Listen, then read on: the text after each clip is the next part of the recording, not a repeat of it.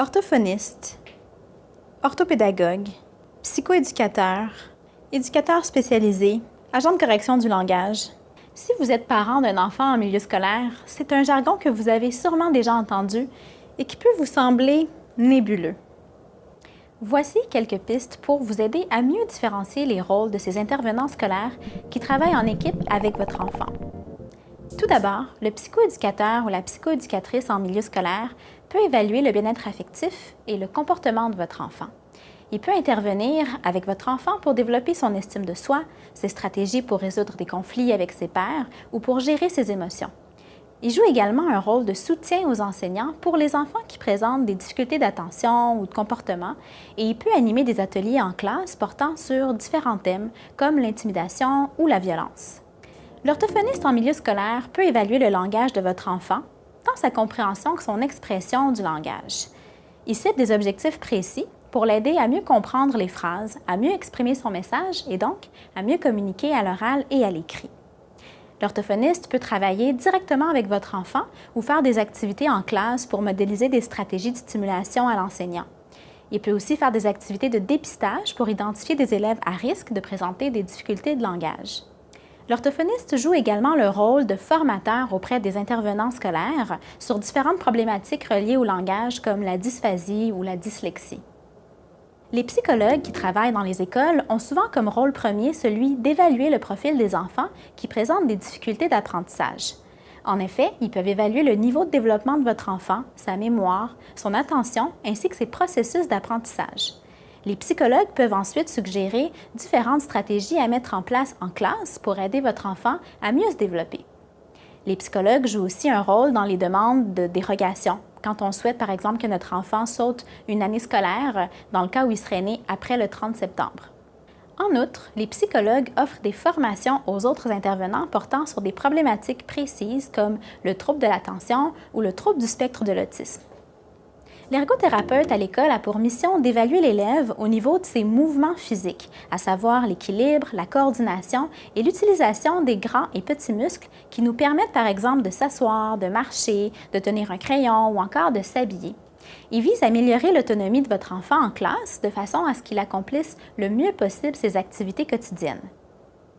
Si votre enfant a un trouble d'anxiété, s'il a du mal à attacher son manteau, s'il attrape difficilement un ballon, semble aimer bouger excessivement, a du mal à rester attentif durant les activités d'apprentissage, l'ergothérapeute est la personne toute désignée. L'orthopédagogue travaille principalement avec les enfants qui éprouvent des difficultés d'apprentissage en mathématiques ou en français.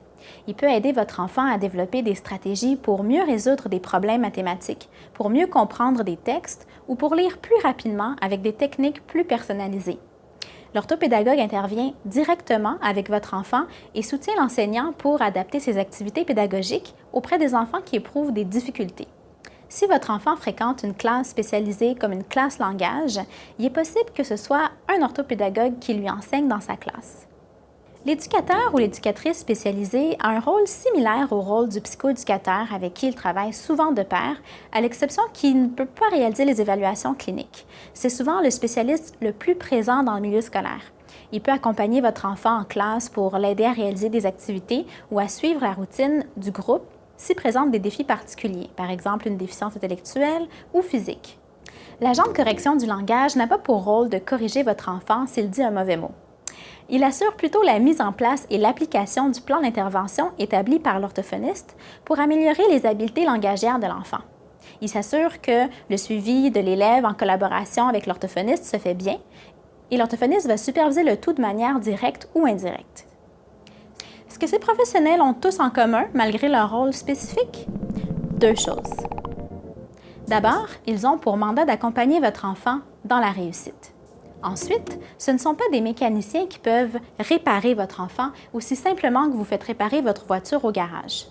Les parents doivent collaborer au traitement dans tous les cas et les professionnels doivent faire équipe avec les parents et entre eux afin que leurs interventions soient le plus efficaces possible et permettent à votre enfant de vivre des réussites. Le plan d'intervention, document important qui regroupe tous les objectifs travaillés par chaque professionnel et les moyens qu'ils utilisent pour aider votre enfant à progresser, s'avère un bon outil de travail entre les intervenants de l'école, ceux du milieu de la santé et vous, les parents. Ainsi, si votre enfant est vu par l'un des professionnels décrits dans la vidéo et que vous n'avez aucune idée de son nom, des objectifs qui travaillent avec votre enfant, de la fréquence et de la modalité de ses interventions, ce n'est pas normal. En cas de difficulté, n'attendez pas qu'un miracle se produise. N'hésitez pas à contacter les intervenants en scolaire pour de plus amples renseignements. On pourrait faire un parallèle entre cette équipe d'intervenants et un coffre à outils. Pour construire un enfant phare, il faut s'équiper de bons instruments. Le psychoéducateur est comme votre détecteur qui vous permet de connaître la position des fils électriques et ou de montants de 2x4 non visibles à l'œil nu. L'orthophoniste, c'est comme votre niveau à bulle pour vous assurer de faire une installation droite et rectiligne sur des bases solides. Le psychologue est votre ruban à mesurer et vous aide à considérer les bonnes dimensions. L'ergothérapeute, c'est comme le tournevis à plusieurs embouts qui permet de s'adapter à la bonne taille de vis. L'orthopédagogue, c'est comme votre calepin où vous laisserez les traces de vos calculs et les notes des dimensions prises. L'éducateur spécialisé permet d'enfoncer le clou dans le montant de 2x4 et d'éviter les fils électriques identifiés au préalable par le psychoéducateur. L'agent de correction du langage correspond à l'équerre pour s'assurer que les angles sont droits. J'espère que ça vous aura aidé à mieux démystifier le rôle de tous ces professionnels. Pour en savoir plus sur le rôle de chacun, n'hésitez pas à consulter notre site web www.cliniqueproaction.com, consulter les intervenants également à l'école de votre enfant et allez visiter le site Internet des différents ordres professionnels concernant chacune de ces professions.